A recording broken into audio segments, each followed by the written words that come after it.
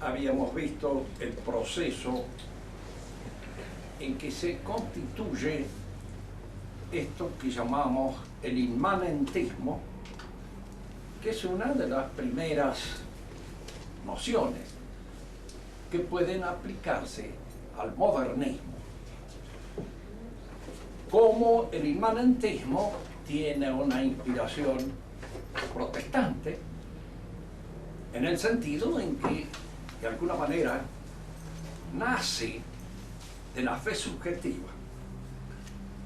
Luego encuentra su desarrollo en la filosofía de Descartes.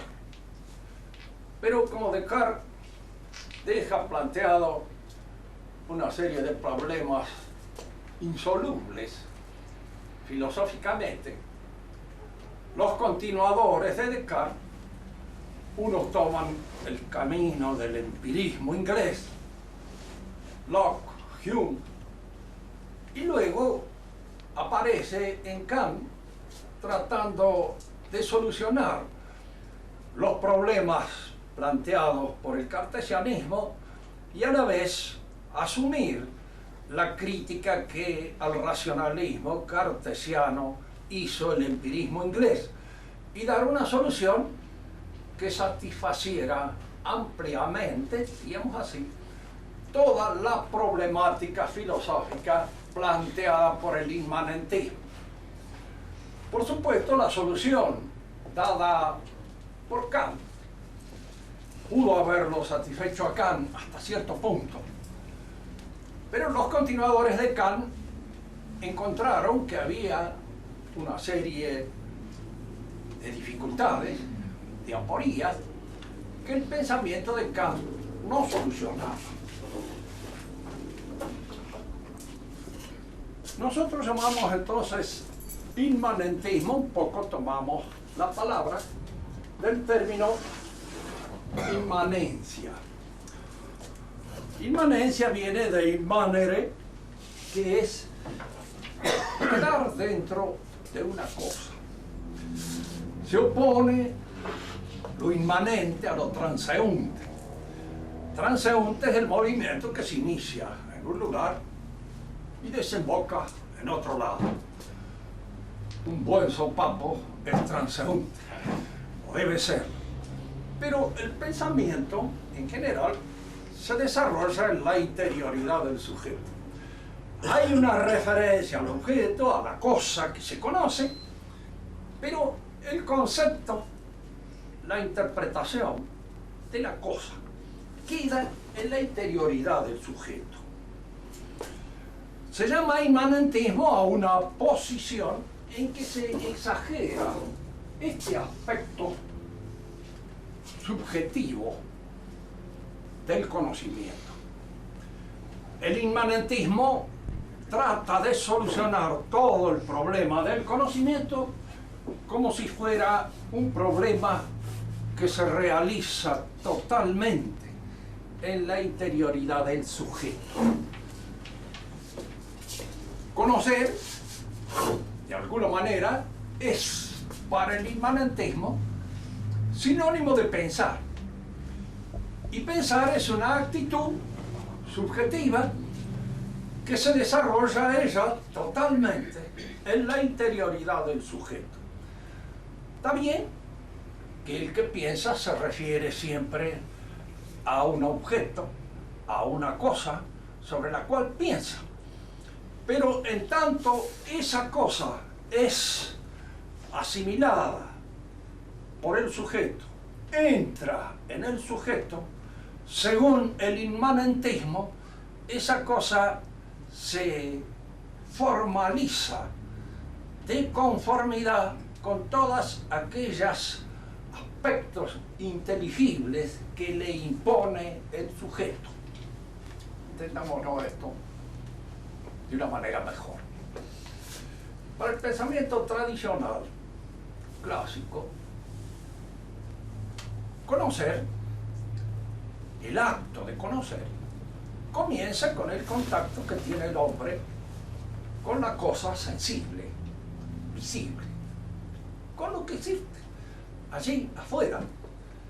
que le impone sus condiciones no solamente sensibles, sino también inteligibles.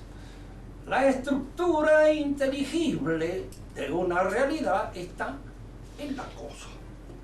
Digamos de otra manera, conozco un animal determinado, conozco su dinamismo, estudio los movimientos que constituyen sus movimientos fundamentales, su fisiología, pero todo ese sentido, todo eso que yo descubro, lo descubro en la interioridad misma del sujeto. Es él el que impone a mis pensamientos no solamente las condiciones sensibles en que se presentan, no solamente una cuestión de masa, de color y de volumen, sino de alguna manera la estructura inteligible o la forma inteligible que lo constituye. Eso lo impone el sujeto. Pero es indudable que el sujeto, al conocer, produce una alteración en el objeto, en la cosa. Asimila ciertos aspectos de la realidad que son asimilables, pero otros quedan fuera de mi interpretación. Tomemos un ejemplo más grueso que nos permitan entender bien este problema. Podemos tener acerca de un hombre todos los datos que una investigación minuciosa y de carácter científico puede observar. Conozco todos aquellos aspectos que se refieren a su anatomía, a su corporalidad, a sus costumbres, a sus vicios, a todo lo que configura no solamente sus aspectos exteriores, sino también sus costumbres, sus usos. Todo eso puede conocer y formarme en mi interioridad una interpretación lo suficientemente acabada de esa realidad. Pero considerándola bien, esta interpretación no es la realidad. Entre esta interpretación y la realidad hay una solución de continuidad. Una cosa es lo real y otra cosa es lo que yo conozco de lo real. Si yo conociera lo real de una manera acabada y perfecta, yo tendría lo real en mi mente.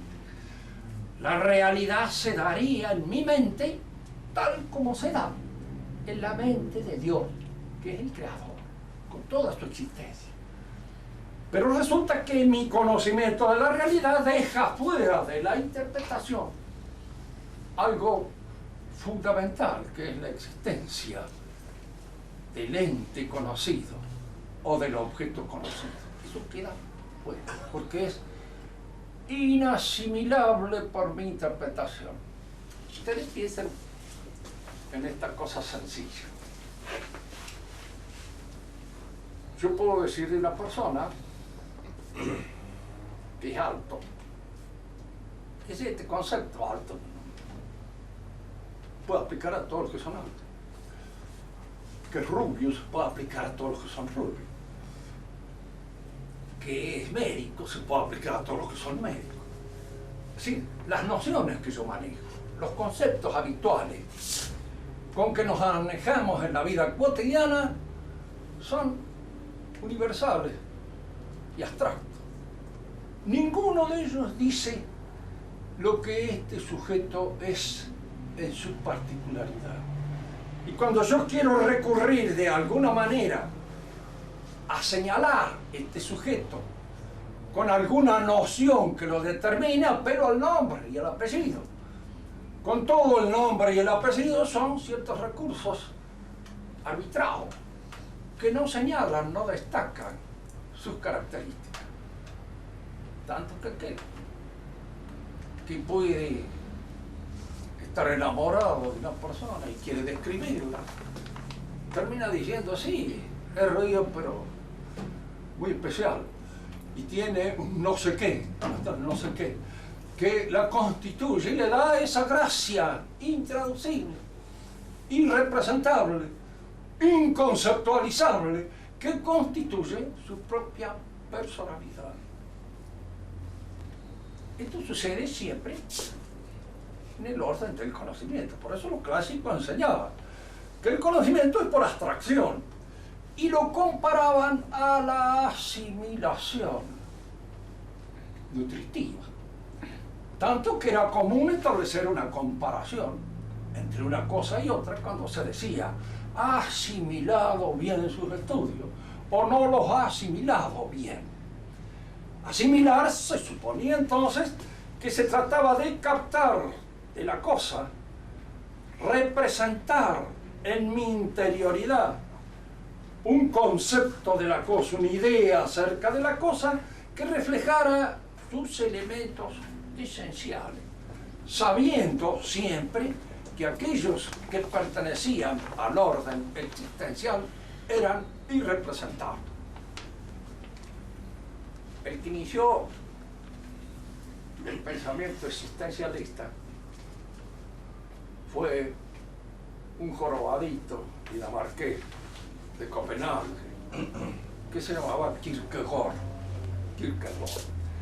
Él empezó eso y decía esto, que es una observación de buen sentido y al que cualquiera sin ser filósofo puede llegar.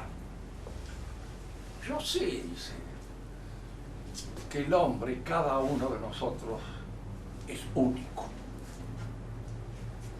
¿Por qué me lo dice? El conocimiento que pueda tener científicamente del hombre. Sabemos que cada uno de nosotros somos únicos. Pero lo que no sabemos es en qué constituye mi unicidad. ¿Qué es lo que me hace ser único? Sé que lo soy. Y que de alguna manera Dios ha querido decir conmigo algo. Y él en esa época tendría unos 38 años, pero yo que tengo 76 todavía sigo buscándolo. Y no sé lo que Dios ha querido decir conmigo. Si algún día lo descubro, puede ser que sea post-mortem. Es decir, después que haya terminado mi periplo aquí en la Tierra. Porque momentáneamente uno se va dando cuenta que por este lado me va llevando la providencia, me lleva. Pero no sé bien qué es lo que Él quiere de mí y en qué consiste mi unicidad, en qué consiste eso que me hace ser distinto a los demás. No igual, que supóngase que la igualdad es una cosa que suele satisfacer mucho a las ratas humanas, pero que en realidad es una noción matemática, no es una noción aplicable ni siquiera, ¿qué les puedo decir?, a un piojo, porque no es igual a otro. Hay una diferencia entre el que puede ser a lo mejor que aparezca allí frente a la reacción que le produce un piojicida, en el cual uno fallece y el otro sobrevive. De cualquier modo, siempre hay una distinción aún entre aquellos seres tan elementales como pueden hacer esto. Mucho más las hay entre nosotros. El inmanentismo, especialmente el kantiano, tiene un defecto fundamental que fue notado por sus seguidores. Piensen ustedes, no fue notado por sus impugnadores. Sus impugnadores lo notaron, por supuesto, pero sus seguidores fueron los que de alguna manera sacaron esta consecuencia. Y es esto: si el objeto aparece totalmente configurado, inteligiblemente configurado por la representación que yo tengo de él, ¿cómo yerro en mis conocimientos? ¿Por qué a veces mi conocimiento es erróneo? Evidentemente, si el objeto estuviera totalmente configurado en su inteligibilidad por la representación, mi conocimiento tendría que ser siempre cierto, siempre verdadero y no erróneo. Hay error porque indudablemente no hay una adecuación completa a la inteligibilidad del objeto. Y si no hay una adecuación completa a la inteligibilidad del objeto es porque la inteligibilidad está en el objeto y no la pone el sujeto. Porque si la pusiera el sujeto, no habría error. Habría siempre un conocimiento infalible. Aquí es donde aparece ahora este otro aspecto del inmanente que va a ser descubierto por Hegel. Nosotros no vamos a entrar en las dificultades de tipo filosófico que inevitablemente se dan en Hegel. Pero vamos a ver cómo él trata de solucionar este problema. Porque en Kant hay un aspecto de la realidad que es la cosa en sí, X, que no cae en el conocimiento. Si uno le hubiera dicho a Kant, ¿cierto? Las cosas, cuando son conocidas, de alguna manera entran en nuestra representación. Entran en nosotros. Pero usted comprenderá que hay algo que está fuera de nosotros. Y Kant diría, sí, cierto. Hay algo fuera de nosotros. Es lo que yo alcanzo a comprender, lo que yo entiendo. Es decir, que yo entiendo acá, en la inmanencia, que hay algo fuera de nosotros. Pero, ¿qué es fuera del conocimiento que yo tengo? Ignoro. Es un fenómeno, una apariencia, algo que se me aparece y se me configura en la interioridad de esa manera en como yo lo veo, lo constato, lo observo, pero que es en sí, independientemente de que yo lo conozca, no sé, porque yo no sé cómo lo conozco y cómo aparece en mí. Fíjense, este problema de la cosa en sí, que se realiza fuera de la conciencia, es el problema que Kant encuentra insoluble y que es el que va a tratar de solucionar Hegel, recurriendo a la dialéctica. Empecemos por entender qué es la dialéctica y de paso anticipemos una cosa. Todo el pensamiento modernista, moderno, ¿sí?, que entra en la Iglesia como una herejía, que ha sido de manera precisa señalada por San Pío X, está inspirado en el pensamiento de Hegel. Es de inspiración hegeliana. Yo he tenido la oportunidad de conocer un cura modernista que era, de hecho, un modernista en la plena acepción del término, porque los hay de segunda categoría, o de tercera, o de cuarta. Es decir, hay que han sido impregnados por lo que podríamos llamar el modernismo periodístico, el modernismo de exportación. Hay mucha gente que son modernistas, porque están infectados por el modernismo. Como cuando dicen, por ejemplo, de que, en fin, la mujer moderna está ahora madura para poder ser sacerdote. Y antes que no estaba madura. Que eran verdes todas las chicas. ¿Qué significa estar maduro para tal cosa? Que sí, que en algunas de las encíclicas papales está este término expresado. La conciencia del hombre moderno ha madurado como consecuencia de la Revolución Francesa y de los adelantos que supone toda esta trayectoria revolucionaria. Es decir, el hombre actual es un hombre que ha sido concientizado de otra manera, que tiene conciencia de muchos derechos que antes no tenía. No es solo suponer, el padre Castellani diría, ¿quién es? Esto quiere decir que yo soy mejor que mi abuela, porque he nacido 2 generaciones después. Y que entonces en la época de ella había una serie de cosas que no se tenían conciencia.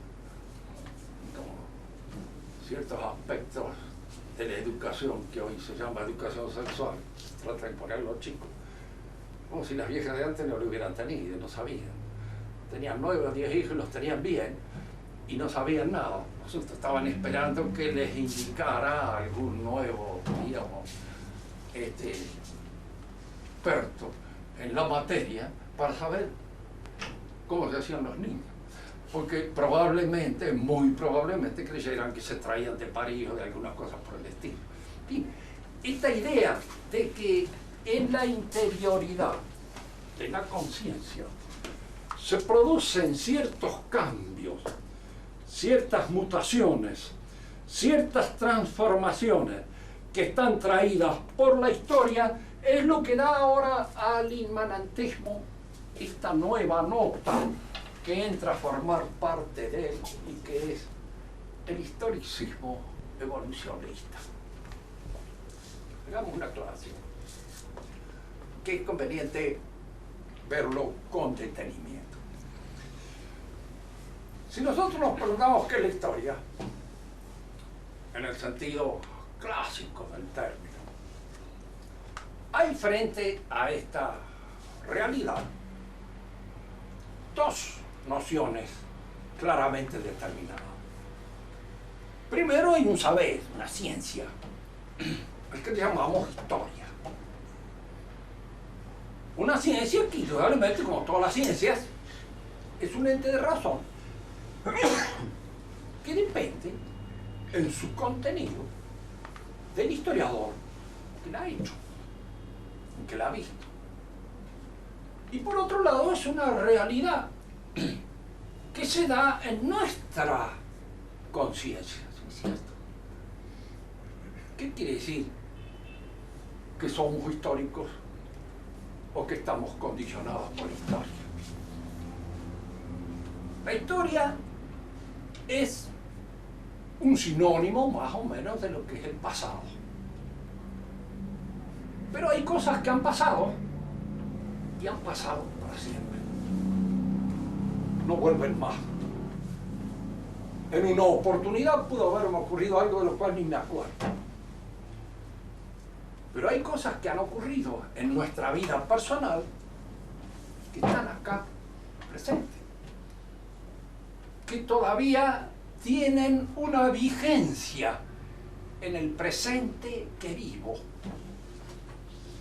Si ustedes no hubieran cursado ciertos años de escuela, de esto que les estoy hablando no entenderían absolutamente nada.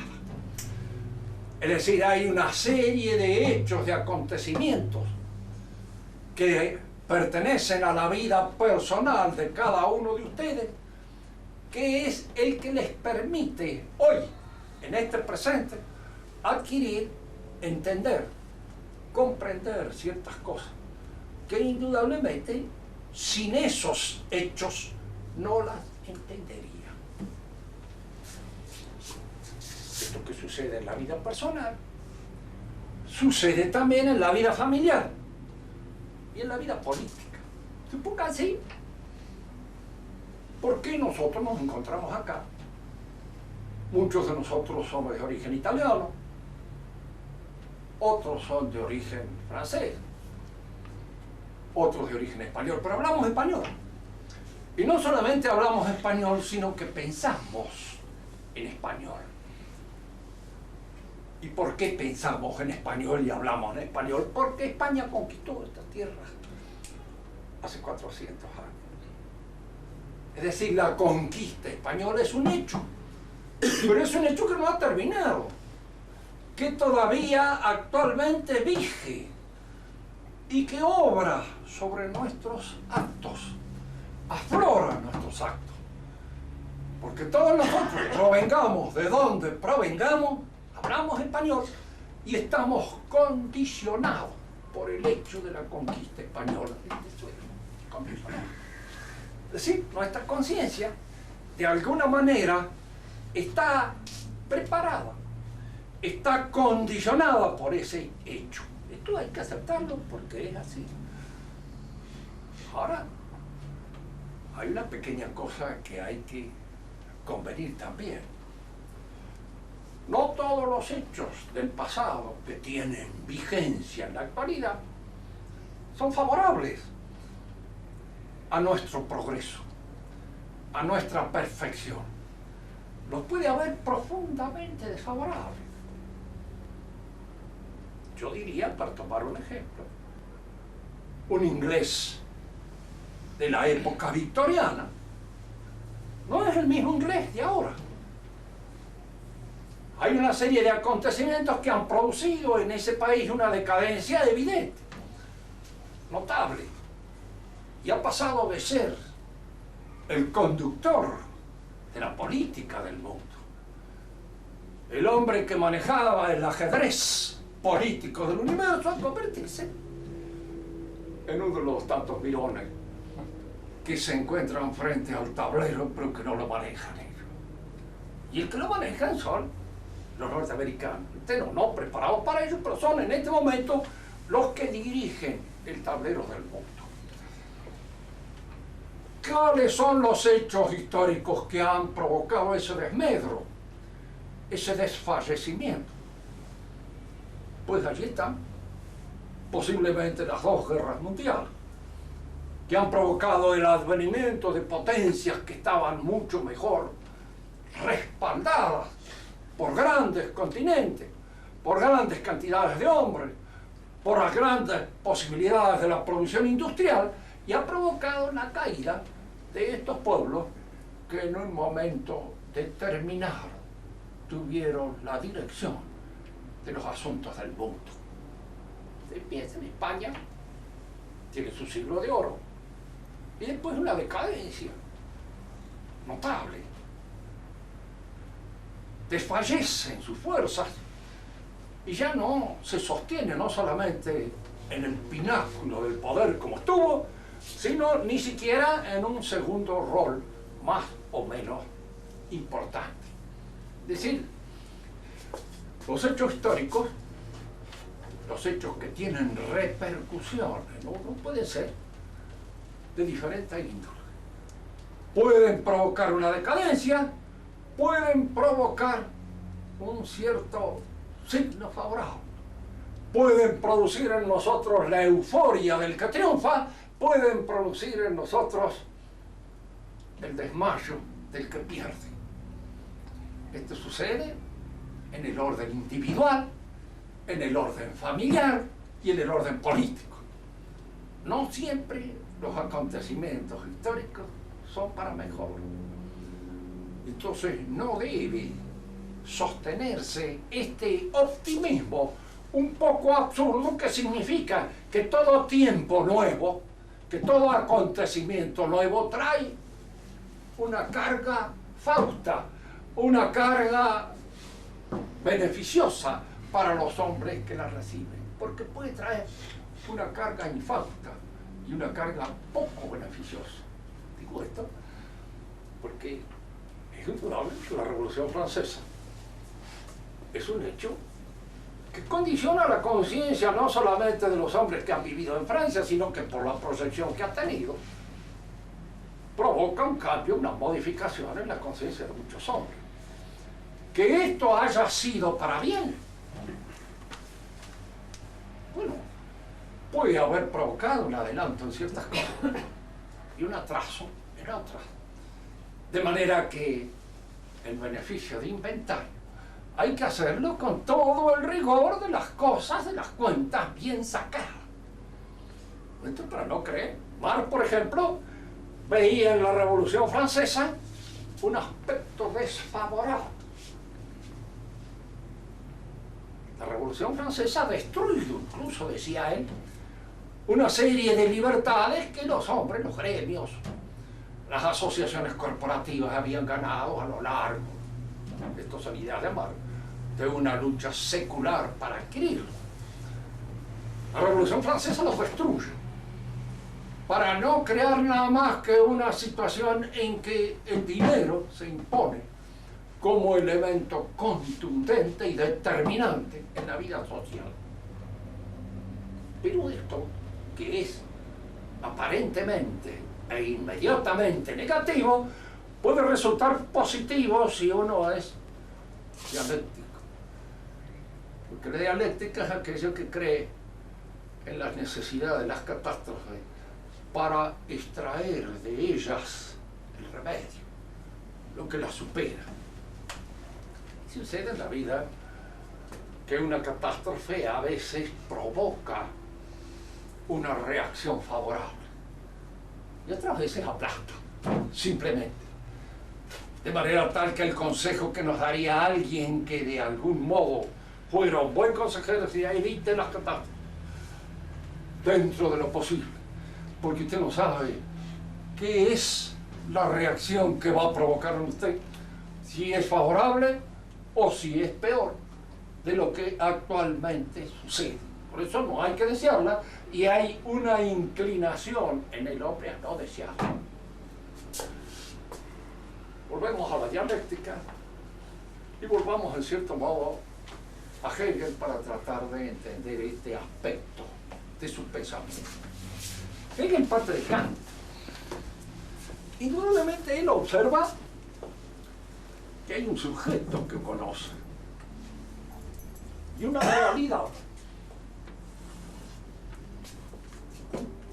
que niega al sujeto, que se le opone, que lo contradice, que es aquello en función de lo cual el sujeto pondrá en movimiento todos los medios a su alcance para dominarla, a esa realidad, para poseerla en su plenitud,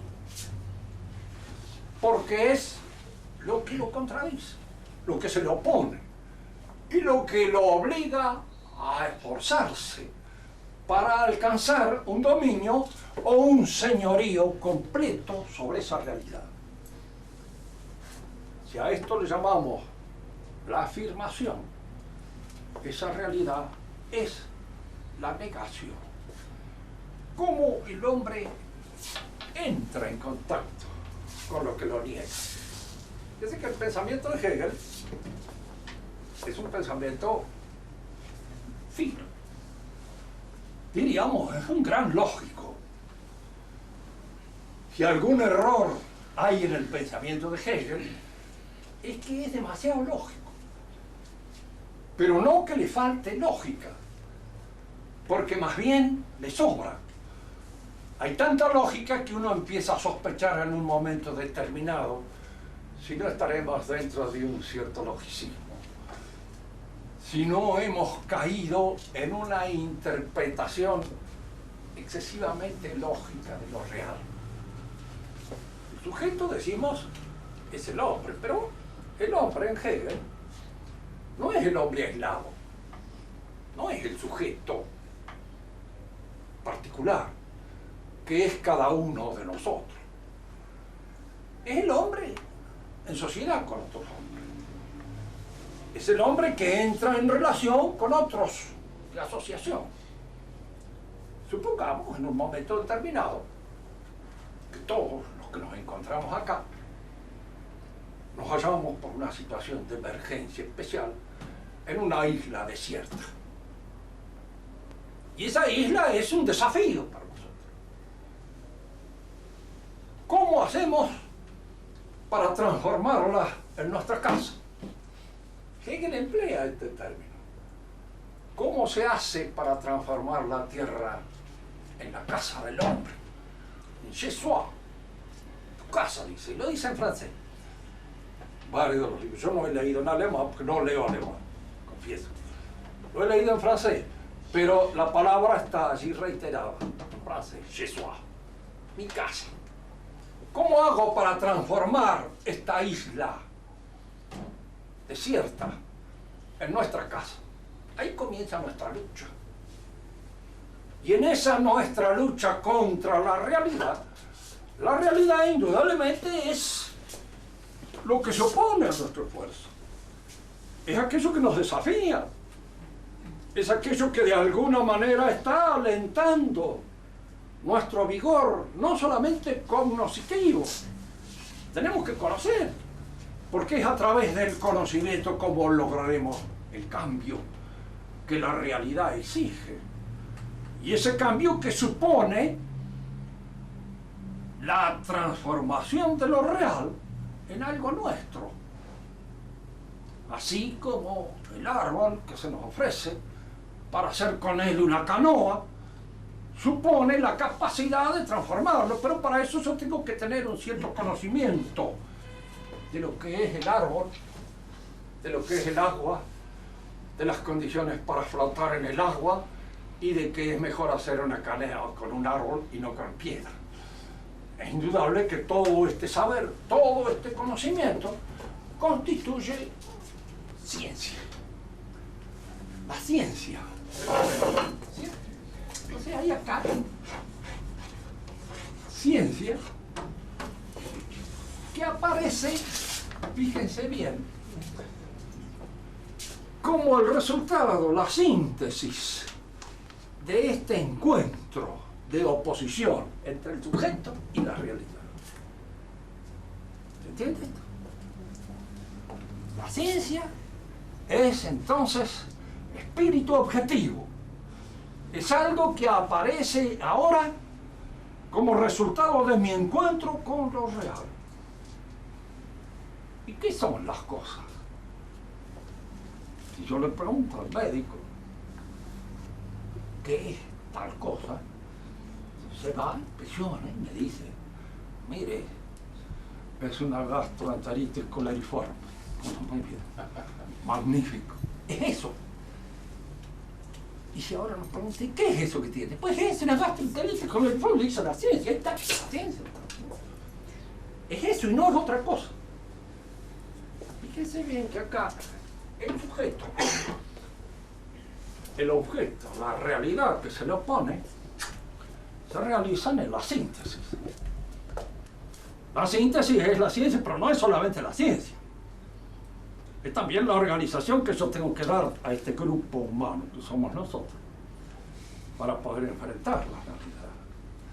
Y esta organización supone una organización de derecho, un reparto justo de la faena, supone un reparto justo en relación con las autoridades, supone al mismo tiempo una cierta política, supone que distribuyamos los cargos, supone que tengamos una economía, un derecho, etc.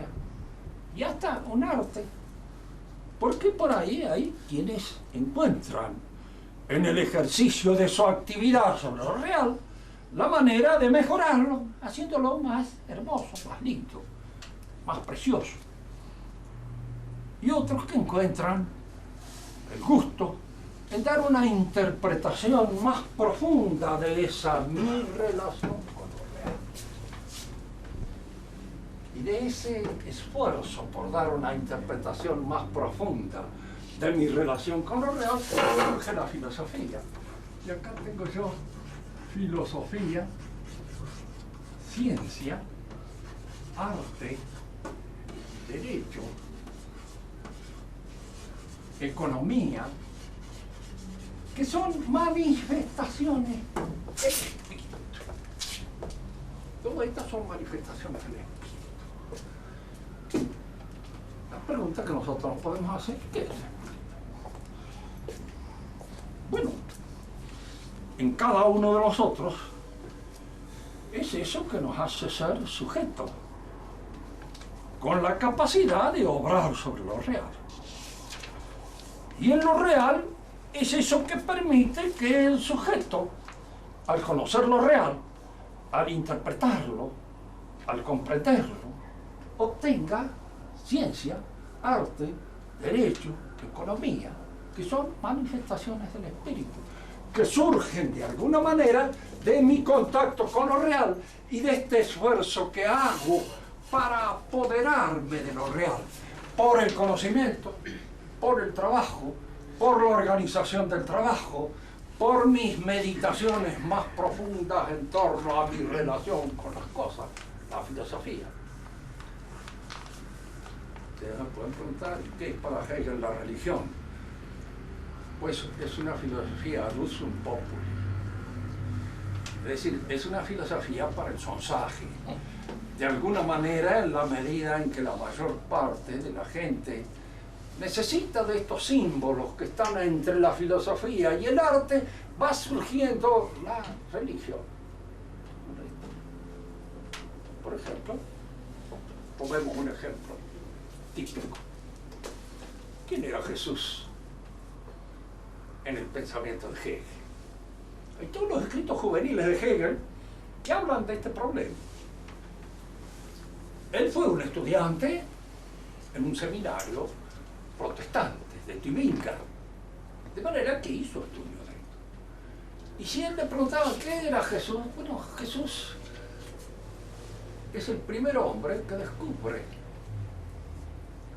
que Dios, el Espíritu, es lo que se revela, lo que se manifiesta, lo que se revela. Es decir, que para nosotros Dios se revela. Y se revela en la religión. Y para Hegel también Dios se revela. Y se revela a través de todas estas manifestaciones espirituales, que son la filosofía, la ciencia, el arte, el derecho. Dios es lo que emerge de eso. Por eso dirá Hegel una de esas frases un poco similinas que suelen ser explotadas de distintas maneras por sus intérpretes, que dicen todo lo real es racional y todo lo racional es real, porque indudablemente todo lo real está contenido en él, lo que yo entiendo como real y lo que entiendo en un momento determinado del desarrollo histórico de mi conciencia. Que empecemos acá. Si esta primera generación que ha entrado en contacto con la realidad en esta isla desierta se ha hecho una ciencia, una filosofía, un arte, un derecho, una economía, esa ciencia, esa filosofía, ese arte y ese derecho corresponden o responden a una situación determinada por la historia. Surgen en un momento determinado de la historia. Pero en otro momento yo ya estoy en contacto con una realidad que fue interpretada con anterioridad a mí. Y ya mi interpretación es una interpretación de segunda mano. Yo ya estoy jugando sobre la existencia de una ciencia, de un derecho que ya existía, pero que yo tengo que transformar para acomodarlo de acuerdo con las exigencias de los movimientos históricos que se han ido produciendo en mi contacto con lo real. Dicho de otro modo, la ciencia ha cambiado. Si ha cambiado la ciencia, ha cambiado de alguna manera la configuración del espacio en que yo me encontraba.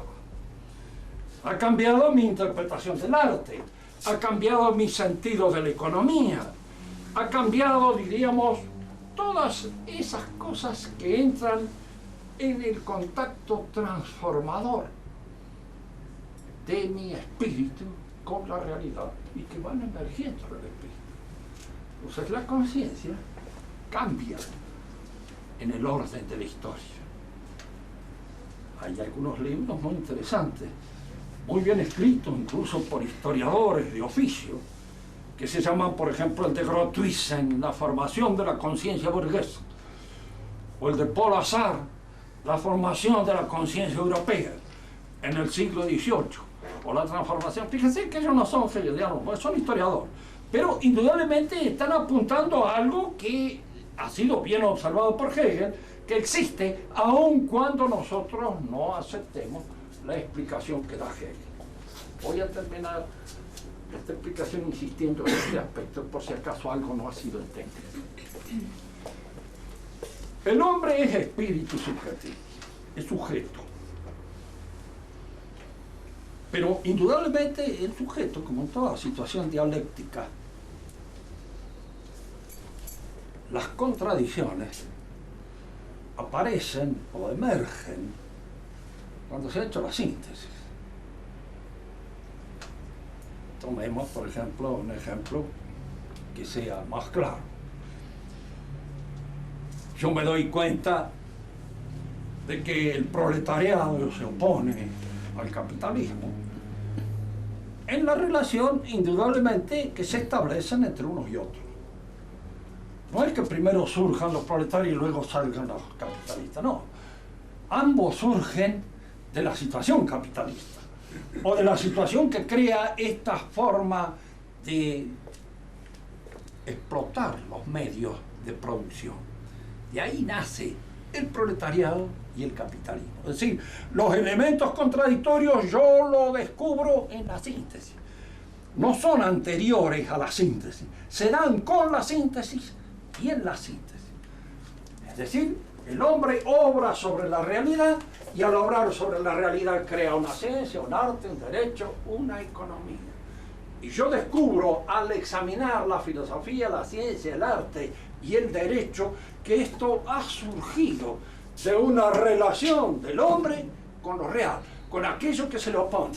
Y esta relación del hombre con lo real es contradictoria, pero a esta contradicción yo la descubro acá, estudiando estas manifestaciones, estudiando estas expresiones, porque en la ciencia hay espíritu propio del hombre, pero es objetivo propio de la cosa. Fíjese, no es espíritu subjetivo. Lo puramente subjetivo existe, sí, evidentemente. Yo puedo descubrirlo, pero examinando el trabajo que se realiza para alcanzar la realización de la ciencia. Lo entiendo en la ciencia, lo que hay de subjetivo en ella, y al mismo tiempo entiendo lo que hay de objetivo, porque en la ciencia está lo objetivo y lo subjetivo superado, expresado en la ciencia. Entonces esta nueva síntesis en la que emerge la espiritualidad de una época. Y a esto es a lo que nosotros queremos llegar. Si nosotros conocemos una época, la conocemos a través de su ciencia, de su arte, de su derecho y de su economía. Estudio cada una de estas cosas y esto me permite comprender la visión que se tiene del hombre. El hombre Jesús nace en una época determinada de la historia.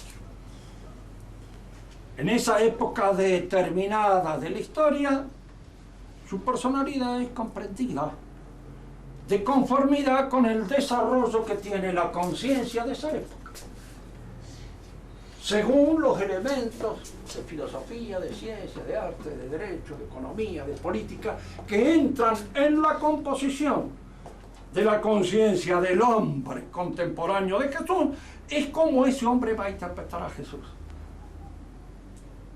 Nosotros que vivimos en otra época, que nos encontramos frente a otra ciencia, a otra filosofía, la filosofía de Hegel, a otra economía, a otro arte, tenemos de Jesús otra idea.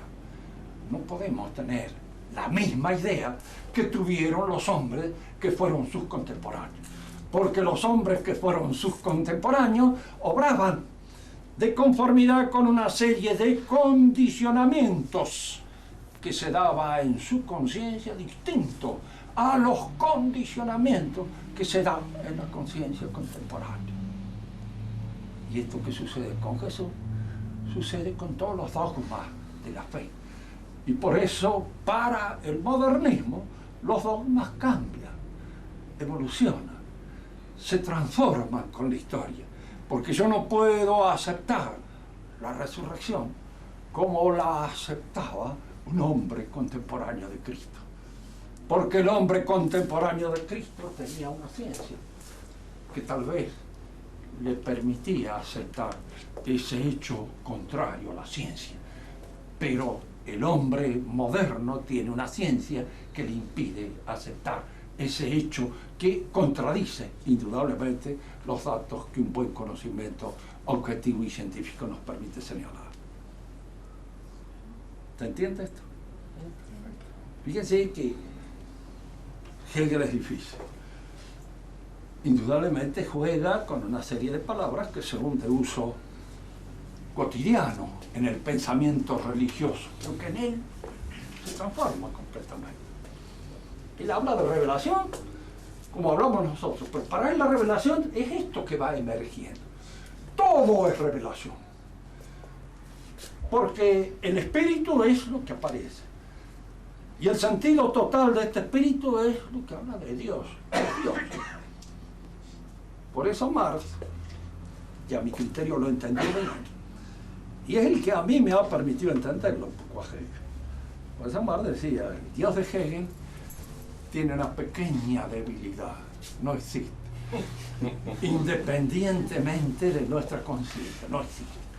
Y si no existe, dejemos de hablar de una vez por todas en que este ex pastor fracasado sigue hablando de esas cosas porque el oficio que él ha dejado de lado lo sigue todavía inspirando con su lenguaje y emplea un lenguaje cristiano para decir cosas que ya no son más cristianas.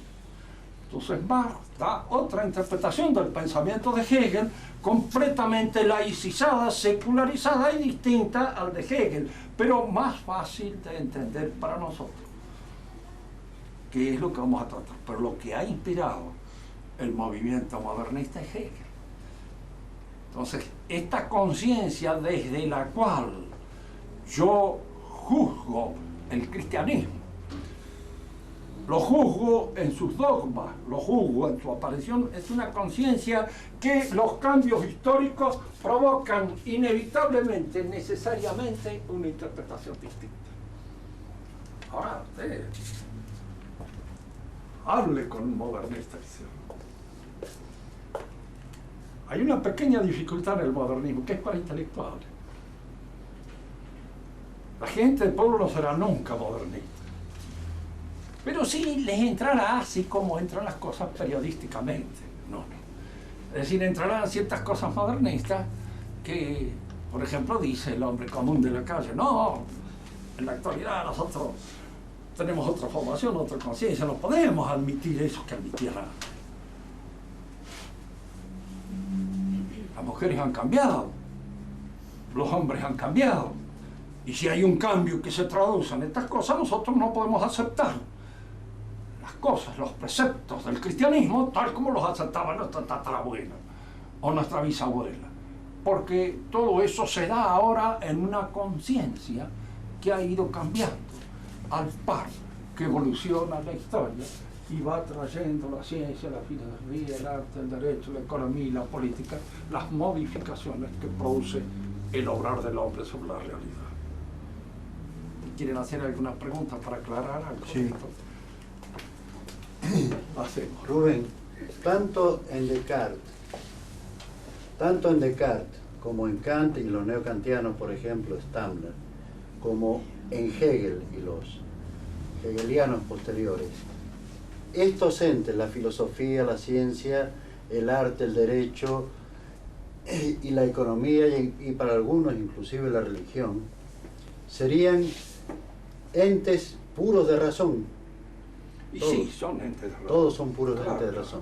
Entonces se admitiría un derecho natural como Stammler de contenido variable. Claro. Porque ese ente de razón Sí. está en la historia y el movimiento de la historia determina esa variación. Claro.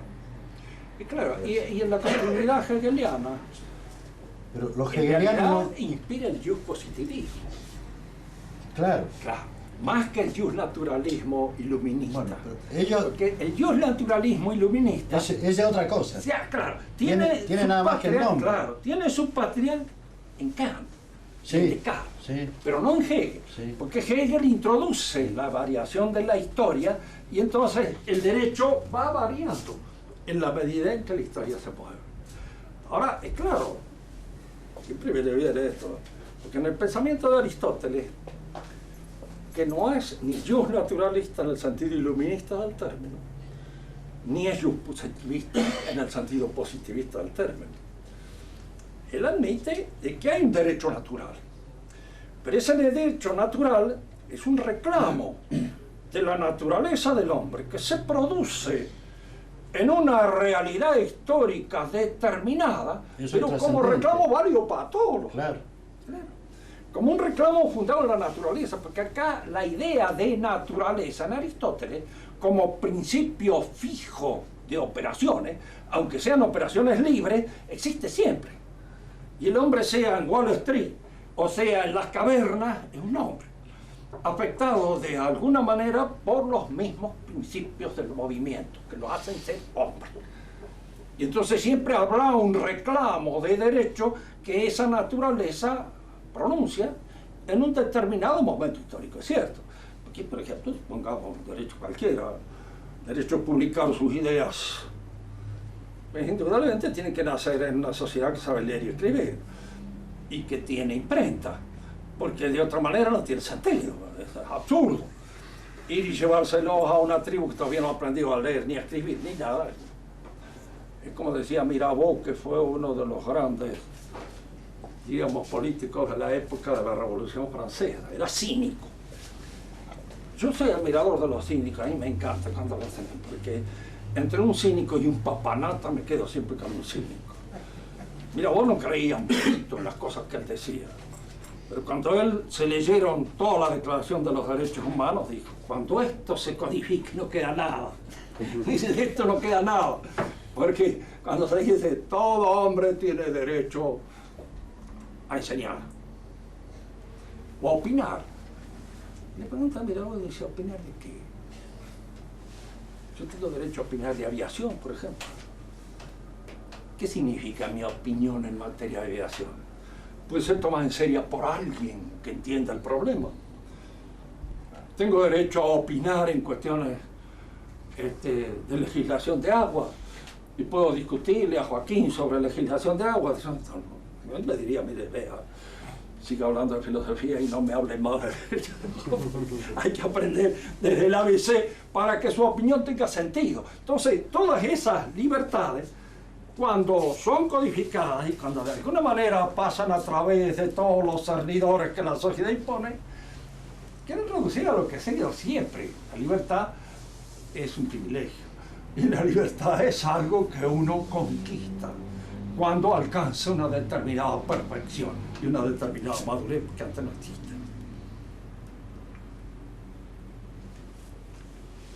Pero ese es el problema que hay que verlo, cómo esta filosofía entra en la iglesia. Y entra de una manera como así. Yo he sido alumno del padre Cepich, que era modernista en sus últimos tiempos. Y el padre estaba influido de esto porque tenía frente a todo esto una especie de complejo de inferioridad. No podía seguir sosteniendo la cosa tomista, ya había perdido. Entonces había que declararse frente a esto. Yo el que más lo he visto sufrir como consecuencia de la influencia hegeliana en él fue a Nimio de Anquín, otro profesor nuestro, y que era un amigo mío. Y en los últimos años estaba hegeliano. Y ha escrito un libro que es formalmente herético, que se llama Las dos inhabitaciones en el hombre. Formalmente es una herejía. Me acuerdo que una vez yo fui a dar una charla a Córdoba, hablé sobre cuestiones de los empleados, y estaba Nimio, me había ido a escuchar. Yo cuando lo vi a Nimio digo, bueno, acá estoy dando examen otra vez, no me voy a Nimio es un tipo que sabía mucho.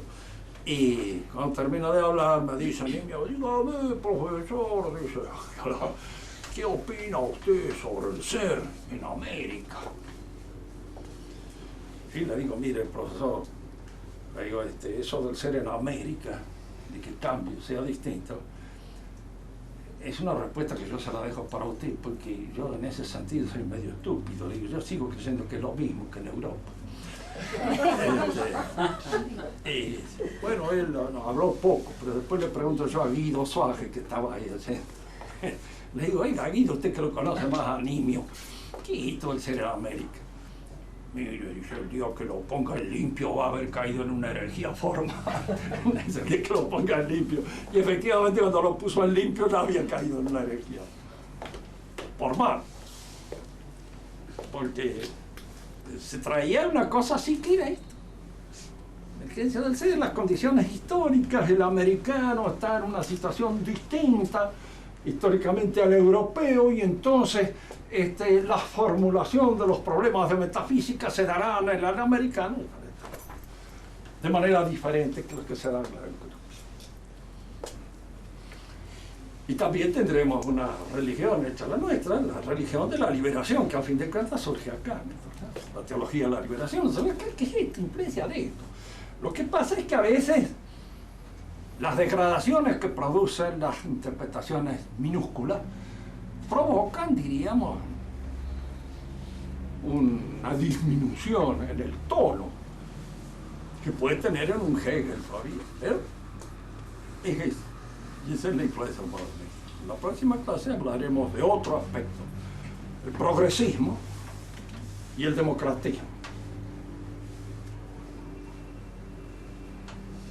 que es distinta a la solución democrática que uno puede dar en una cuestión para sacar un problema, porque es indudable que a veces en un problema determinado se puede solucionar de esa manera.